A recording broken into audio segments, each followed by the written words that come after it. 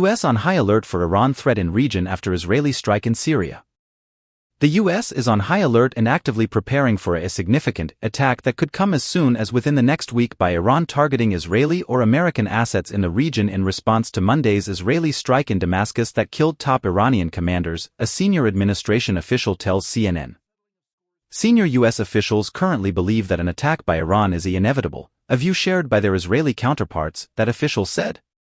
The two governments are furiously working to get in position ahead of what is to come, as they anticipate that Iran's attack could unfold in a number of different ways, and that both U.S. and Israeli assets and personnel are at risk of being targeted. A forthcoming Iranian attack was a major topic of discussion on President Joe Biden's phone call with Israeli Prime Minister Benjamin Netanyahu on Thursday.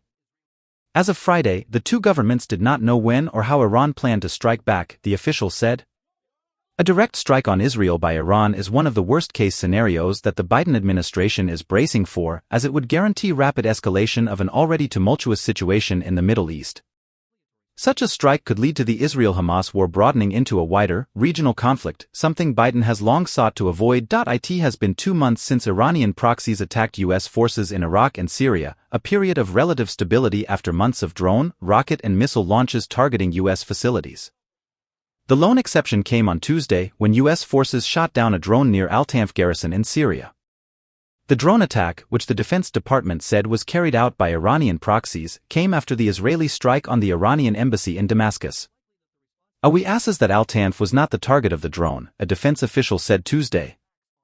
Since we were unable to immediately determine the target and out of safety for U.S. and coalition partners, the drone was shot down. The incident came after the Israeli airstrike on the Iranian embassy in Damascus on Monday, though an Israel Defense Forces spokesman told CNN that their intelligence showed the building was not a consulate and is instead a military building of Quds forces disguised as a civilian building. Israel has carried out numerous strikes on Iran-backed targets in Syria, often targeting weapons shipments intended for Hezbollah, a powerful Iranian proxy in Lebanon.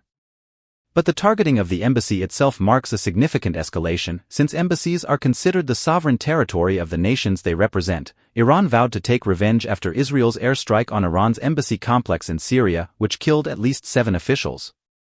Mohammad Reza Zahedi, a top commander in Iran's elite Revolutionary Guards (IRGC), and senior commander Mohammad Hadi Haji Rahimi were among those killed, according to Iran's foreign ministry. At least 6 Syrian citizens were also killed, Iranian state television reported on Tuesday. Zahedi, a former commander of the IRGC's ground forces, air force, and the deputy commander of its operations, is the most high-profile Iranian target killed since then U.S. President Donald Trump ordered the assassination of IRGC Gen. Qasem Soleimani in Baghdad in 2020. The U.S. was quick to inform Iran that the Biden administration was not involved and had no advance knowledge of Monday's strike on the embassy and has warned Iran against coming after American assets. The United States had no involvement in the strike and we did not know about it ahead of time, a National Security Council spokesperson told CNN earlier this week. The U.S. has warned Iran not to use the Israeli strike in Damascus as a pretext to attack U.S. personnel and facilities, a State Department spokesperson told CNN Friday. The warning was sent in response to a message from Iran, the spokesperson said.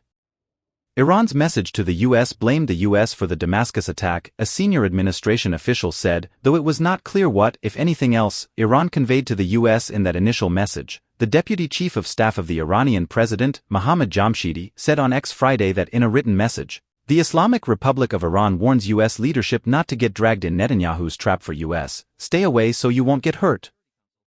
He added that in response, the U.S. asked Iran not to target American facilities.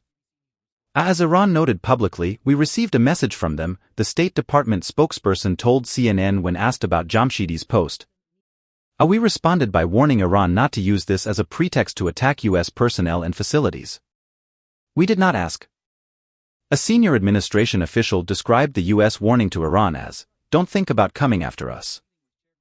The State Department spokesperson did not provide further information about how the U.S. message was conveyed to Iran. The United States considers its own embassies and consulates abroad, as well as foreign countries' embassies and consulates in the U.S., to have a special status. According to the U.S. State Department, an attack on an embassy is considered an attack on the country it represents. On Tuesday, the Pentagon's Deputy Press Secretary Sabrina Singh said the U.S. assessment was that Israel had carried out the airstrike. That's our assessment, and it's also our assessment that there were a handful of IRGC top leaders there. I can't confirm those identities, but that's our initial assessment right now, Singh said. Israel has intensified its military campaign against Iran and its regional proxies following the October 7 attack on Israel by Tehran-backed Palestinian group Hamas, which killed about 1,200 people and saw more than 200 taken hostage. Israel's subsequent war in Gaza has killed more than 32,800 people, according to the Ministry of Health in the besieged enclave, wrought widespread destruction and brought more than 1 million people to the brink of a man-made famine.